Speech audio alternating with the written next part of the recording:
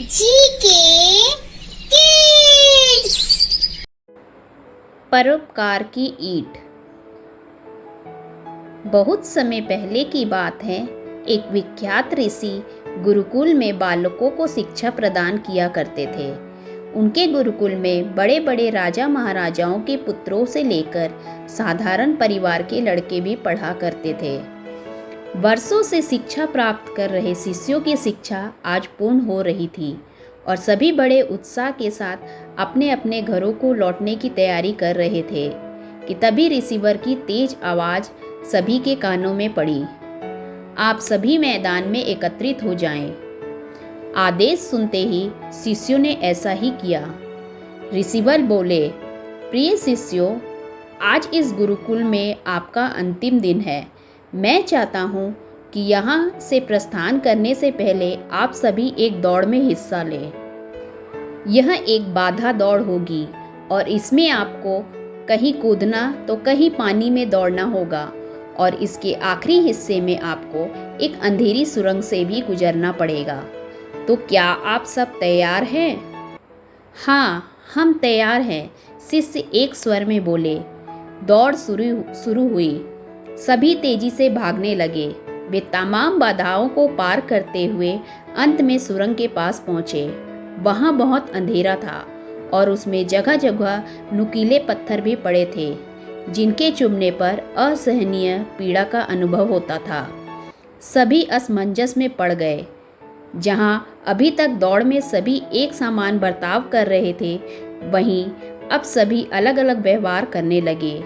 खैर, सभी ने ऐसे तैसे दौड़ खत्म की और रिसीवर के समक्ष एकत्रित हुए।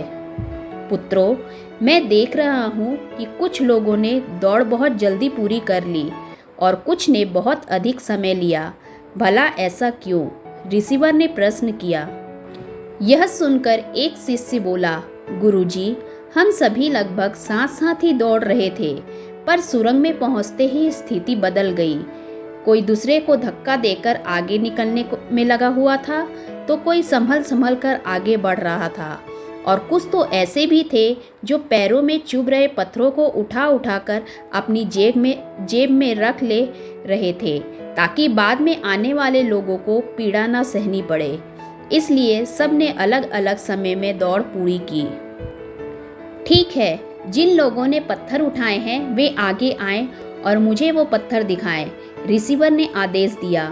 आदेश सुनते ही कुछ शिष्य सामने आए और पत्थर निकालने लगे, पर ये क्या? जिन्हें वे पत्थर समझ रहे थे, दरअसल वे बहुमूल्य हीरे थे। सभी आश्चर्य में पड़ गए और रिसीवर की तरफ देखने लगे। मैं जानता हूँ आप लोग इन हीरों के देखकर आश्चर्य में पड़ गए हैं, रिसीवर बोले। दरअसल इन्हें मैंने ही उस सुरंग में डाला था और यह दूसरों के विषय में सोचने वाले शिष्यों को मेरा इनाम है। पुत्रों, यह दौड़ जीवन में भागम भाग को दर्शाती है, जहाँ हर कोई कुछ न कुछ पाने के लिए भाग रहा है, पर अंत में वही सबसे समृद्ध होता है, जो इस भागम भाग में भी दूसरों के बारे में सोचने और उनका भले करने में नहीं चूकता है।